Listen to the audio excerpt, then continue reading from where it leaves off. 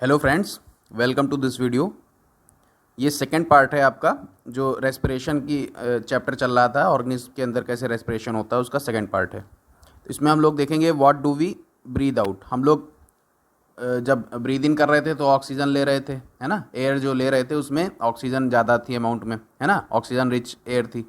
अब जो हम लोग ब्रीद आउट करते हैं उसमें क्या होता है, रिच कार्बन डाइऑक्साइड। आपने पढ़ लिया है, लेकिन उसको हम लोग प्रूफ कैसे करेंगे कि उसमें कार्बन डाइऑक्साइड ज़्यादा अमाउंट में है। आपकी जो एयर आप एक्सहेल कर रहे हो, बाहर की ओर फेंक रहे हो, उसमें कार्बन डाइऑक्साइड ज़्यादा है, ये आप कैसे प्रूफ करोगे। उसके लिए हम लोग एक एक्टिविटी करके देखेंगे। अब ये एक्टिविटी आपने जो चैप्टर 5 में की थी ना, लाइम वाटर वाली, वही है बेसिकली। इसमें करना क्या है, आपको ऐसे कोई क्लीन और पतली सी एक जो है आपको टेस्ट ट्यूब ले लेनी है। नहीं है अगर तो आप बॉटल भी ले सकते हो। बॉटल की लिड खोल लोगे आप, है ना। बॉटल की लिड खोल के उसके ऊपर वाला जो आपका लिड में आपको छेद कर देना है और उसके थ्रू एक स्ट्रॉ पास करा देना है, ठीक है। एक स्ट्रॉ उसमें पास कर दीजिए और फ्रेशली प्रिपेयर्ड आपको लाइम वाटर उसमें जो है टेस्ट ट्यूब में या बॉटल में आपको थोड़ा सा ले लेना है, कुछ इस तरह से, ठीक है। लाइम वाटर कैसे बनता है, लाइम वाटर कुछ नहीं, आप जो चूना है ना उसको थोड़ा सा आपने चूना लिया, उसमें पानी डाला, ठीक, उसका सॉल्यूशन बन गया। फिर आपको मैंने डिकेंटेशन की प्रोसेस पढ़ाई थी आपको 6th क्लास में। तो डिकेंटेशन की प्रोसेस के थ्रू उसका जो अपर पार्ट में जो एक्स्ट्रा वाटर है उसको आप लोग निकाल लेंगे, तो एक्स्ट्रा लिक्विड निकल जाएगा, तो नीचे वाला बाकी पोर्शन आपका बच जाएगा और जो बचा हुआ सॉल्यूशन है वही आपका लाइम वाटर है, ठीक है। अब उसको आप लोग इस तरह से कुछ ले लीजिए, टेस्ट ट्यूब में ले लें या बॉटल में ले लें, और उसमें स्ट्रॉ पड़ा ही है, ठीक है। तो आप जब अब ब्लो आउट करोगे, एयर को बाहर फेंकोगे, इसमें इसमें फूकोगे जब, है ना, तो आप देखोगे कि इस लाइम वाटर में कुछ ना कुछ चेंज हो रहा है। अब ये चेंज क्या होगा, आपको ध्यान रखना है कि आप इसको वापस से खींचें नहीं, है ना, खाली इसमें ब्लो करें एयर, अंदर की ओर ना खींचें इसको, सिर्फ ब्लो आउट करें एयर को। तो आप देखेंगे कि ये जो लाइम वाटर है इट टर्न्स मिल्की, ये मिल्की हो जाएगा। आपको मैंने चैप्टर 5 में ये चीज़ बताई भी थी, है ना। तो ये जब मिल्की हो जाएगा तो इससे आपको क्या प्रूफ होगा, वहाँ पे यही तो प्रूफ कराया जा रहा था ना, जब कार्बन डाइऑक्साइड आपका लाइम वाटर में जाता है तो वो मिल्की में कन्वर्ट हो जाता है। तो जब यहाँ पे लाइम वाटर अगर मिल्की हो रहा है तो जाहिर सी बात है उसमें कार्बन डाइऑक्साइड जा रहा होगा। कहाँ से जा रहा होगा, आप ब्लो कर रहे हो उसमें, है ना, इसी वजह से। अब क्या आप खाली कार्बन डाइऑक्साइड ही एक्सहेल करते हो या और कोई गैसेस उसमें होती हैं, तो आप जाहिर सी बात है आप जान रहे हो जब आप एयर इनहेल करते हो तो उसमें भी बहुत सारी जो एयर के कंपोनेंट्स होते हैं वो साथ साथ जाते हैं, ठीक है। जब एक्सहेल करते हो तब भी उसके जो कंपोनेंट्स हैं वो भी बाहर फेंके जाते हैं। ऐसा नहीं कि खाली आप कार्बन डाइऑक्साइड ही आप बाहर निकालते हो, ऐसा नहीं है ना। तो कार्बन डाइऑक्साइड आपने यहाँ पे ना निकाल के एक मिक्सचर ऑफ गैसेस को आप अपने एक्सहेलिंग में बाहर निकालते हो। You must have also observed that if you exhale on a mirror, a film of moisture appears on its surface. आप जब एक किसी शीशे के सामने आप जब खड़े रहते हो, या ठंड के समय में ये ज़्यादा हो जाता है ना। और आप नॉर्मली अगर देखोगे डेज में तो इस तरह से आपको नहीं ज़्यादा दिखाई पड़ेगा, लेकिन कई बार हो जाता है तब भी। तो जब आप शीशे के सामने खड़े होकर उस पर फूंक मारोगे या भाप अपने मुंह से उसमें करोगे, पुट इन करोगे, तो देखोगे कि थोड़े थोड़े उसमें भाप जैसा कुछ धुंधला जैसा हो जाता है शीशा, क्योंकि उसके ऊपर मॉइस्चर आ जाता है। अब ये ड्रॉपलेट्स आई कहाँ से, ये आपने जो एयर ब्लो आउट की है, जो बाहर फेंकी है, उसी से तो आई ना। तो Boojho wants to know how much air a person can hold in the lungs. अब एक हेल्दी पर्सन कितनी ऑक्सीजन या कितनी एयर को जो है अपने लंग्स में कैरी कर सकता है, होल्ड कर सकता है, वो ये जानना चाह रहा है। आप लोग इसको जो है गूगल करें और कमेंट करके आंसर बताएं कि इसमें कितनी जो है मात्रा में, अमाउंट में ऑक्सीजन या एयर को जो है अपने लंग्स में हम लोग स्टोर कर सकते हैं, ठीक है। अब यहाँ पे एक बढ़िया चीज़ दी हुई है, ब्रीथ फॉर बेटर लाइफ। आप प्राणायाम अगर योगा करते हैं, प्राणायाम करते हैं, तो आपकी लंग्स की कैपेसिटी जो है वो इंक्रीज़ हो जाती है और ज़्यादा एयर आप जो है अपने लंग्स में स्टोर कर सकते हो। इसके थ्रू आपकी जो सेल्स को ऑक्सीजन की सप्लाई होगी वो बढ़ जाती है और आपको ज़्यादा एनर्जी मिलती है अपने डेली वर्क को करने के लिए। इसीलिए सुबह सुबह प्राणायाम करना चाहिए। हम लोग देख लेते हैं क्या परसेंटेज होता है ऑक्सीजन और कार्बन डाइऑक्साइड का, जो इनहेल्ड एयर हम लोग लेते हैं और एक्सहेल करते हैं जिसको।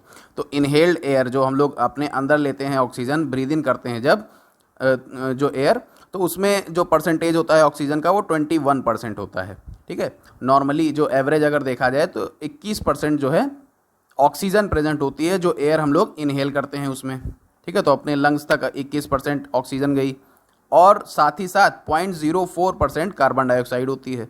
ठीक है, तो 0.04 कार्बन डाइऑक्साइड आपके लंग्स में गई और 21% ऑक्सीजन गई जो आपने इनहेल की, उससे इनहेल्ड एयर से।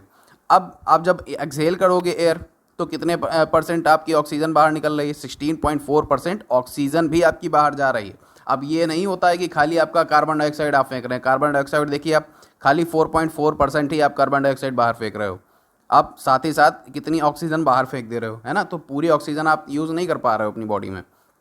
तो इसलिए एक्सहेल एयर में ऐसा नहीं है कि सिर्फ कार्बन डाइऑक्साइड होती है, और भी सारी गैसेज होती हैं। तो इस तरह से कुछ आप इनहेल कर रहे थे ऑक्सीजन और एक्सहेल कर रहे थे कार्बन डाइऑक्साइड वगैरह वगैरह, एयर के जितने भी कंपोनेंट्स थे। अब हम लोग देखेंगे ब्रीदिंग इन अदर एनिमल्स। अब जो दूसरे जानवर होते हैं उनमें किस तरह से ब्रीदिंग होती है उसको हम लोग देखेंगे।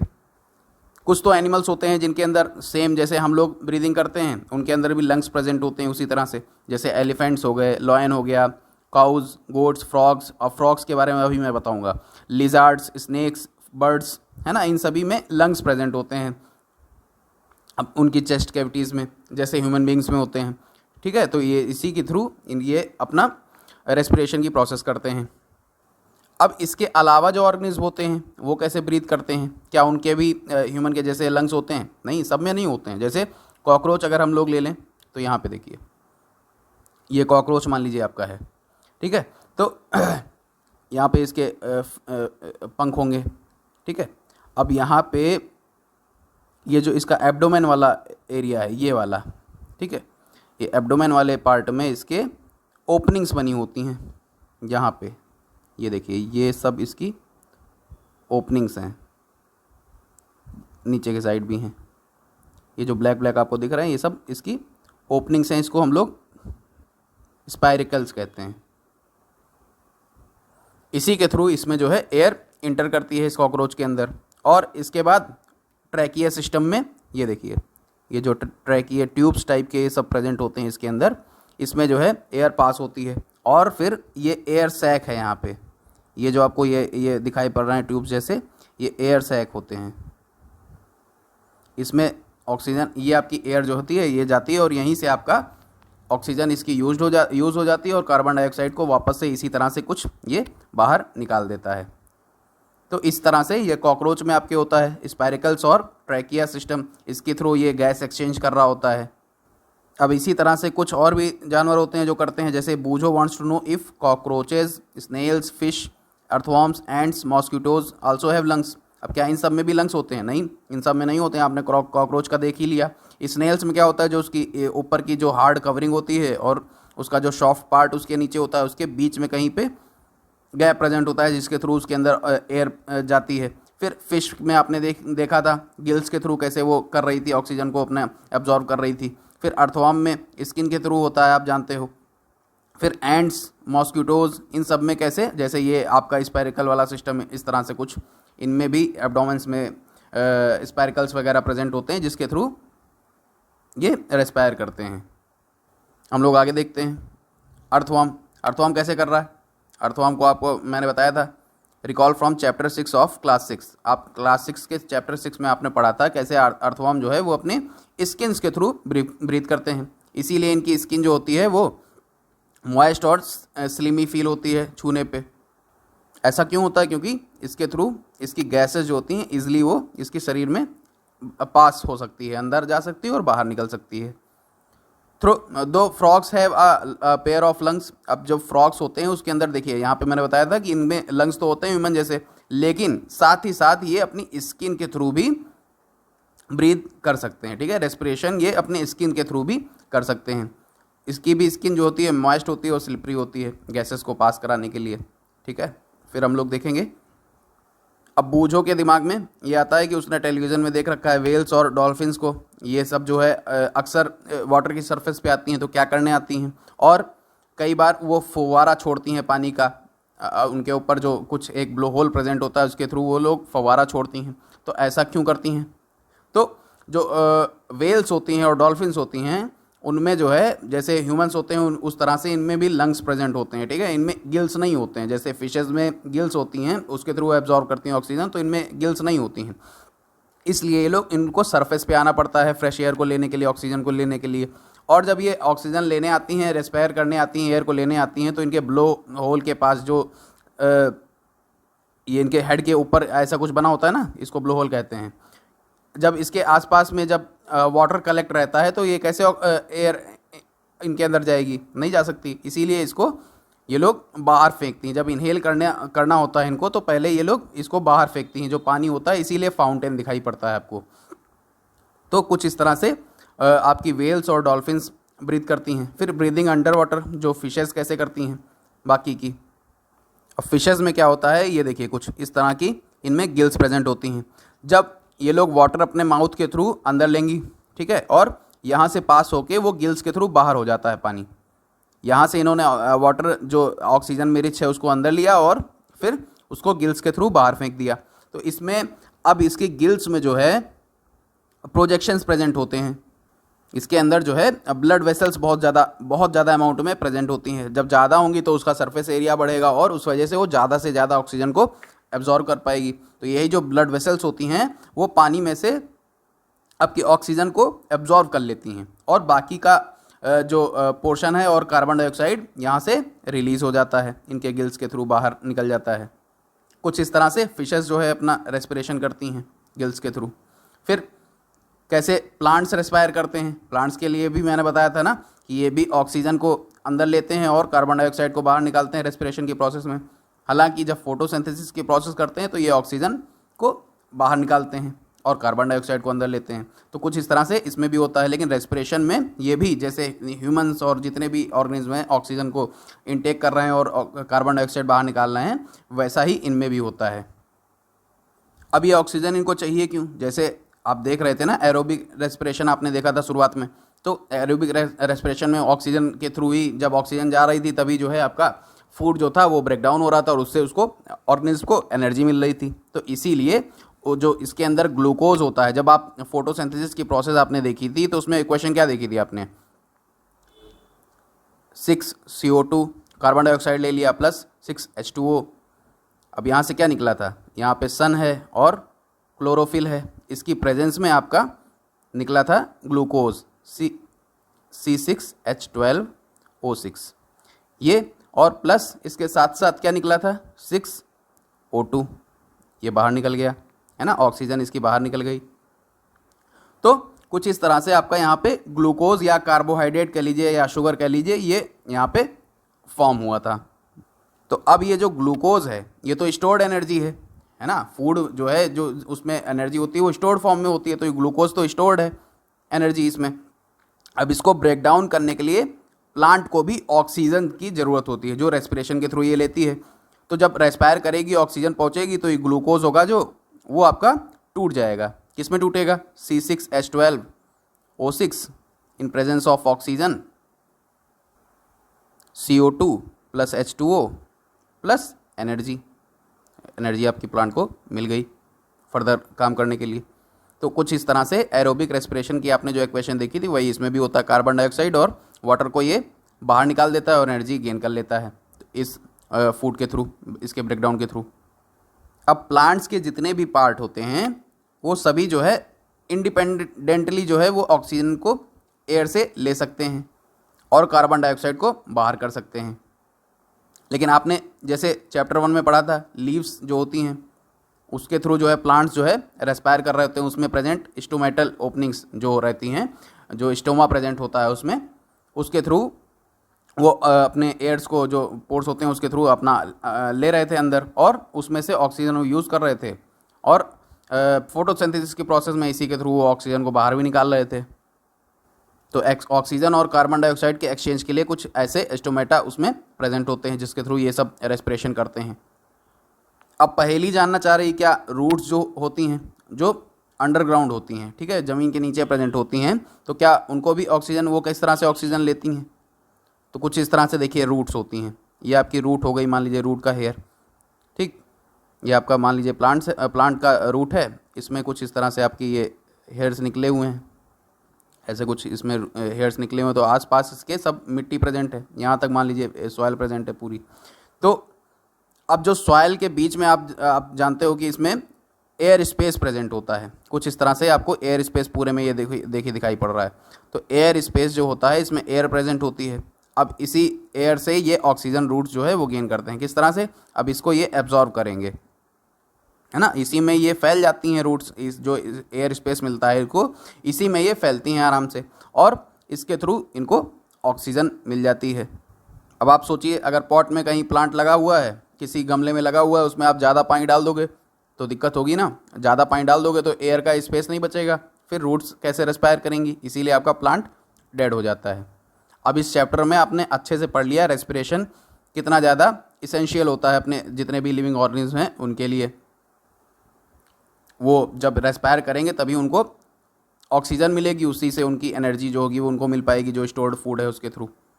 तो इसलिए आपके रेस्पिरेशन ह्यूमन बींग्स में और जितने भी लिविंग ऑर्गेनिज्म हैं सभी को ज़रूरी होता है और ऑक्सीजन की नीड होती है।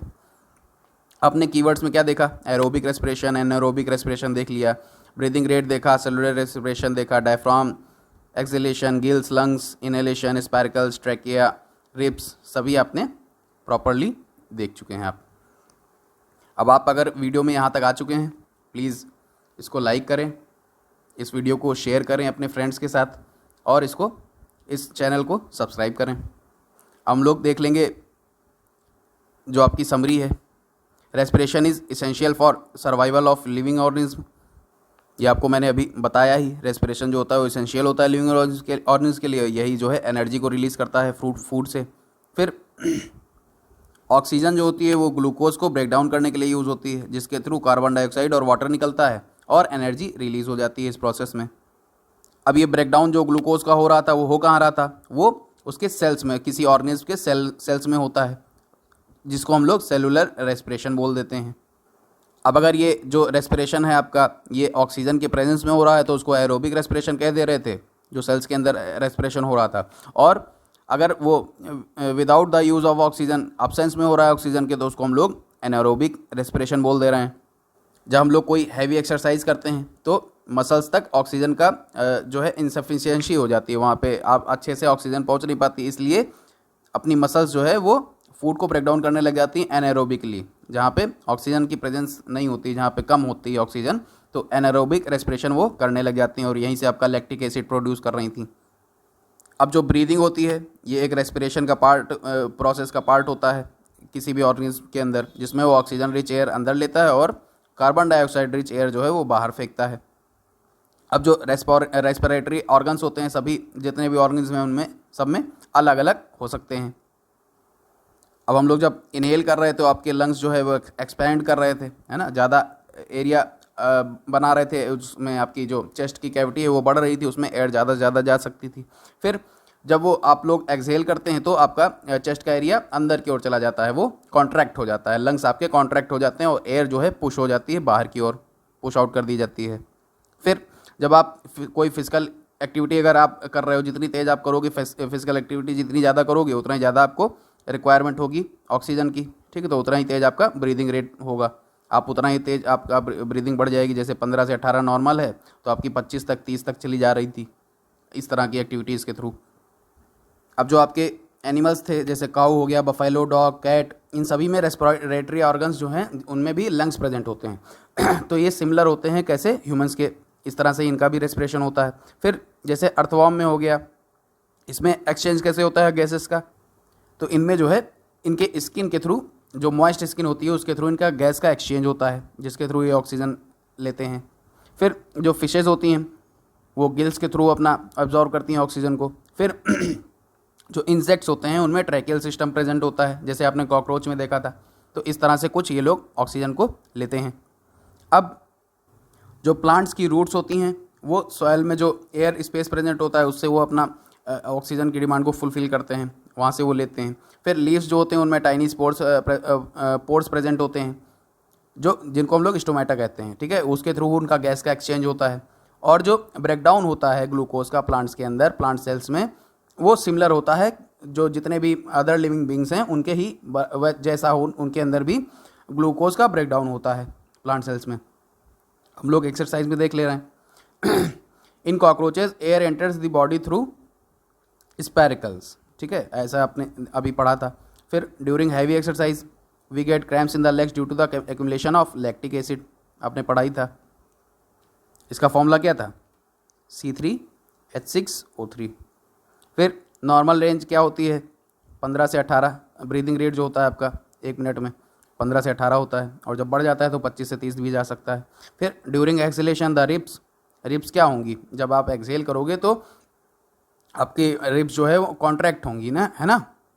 तो आउटवर्ड्स और अपवर्ड्स, तो ये तो आपका जो है नॉर्मल कंडीशन में तब होगा जब आप इनहेल करोगे, बाहर की ओर और जो है ऊपर की ओर उठेंगी रिब्स, ज़्यादा स्पेस बनाने के लिए चेस्ट कैविटी में। जब एक्सहेल करोगे तो मूव डाउनवर्ड्स, अंदर की ओर और नीचे की ओर दबेंगी रिब्स, ठीक है। फिर हम लोग देख लेते हैं इसको।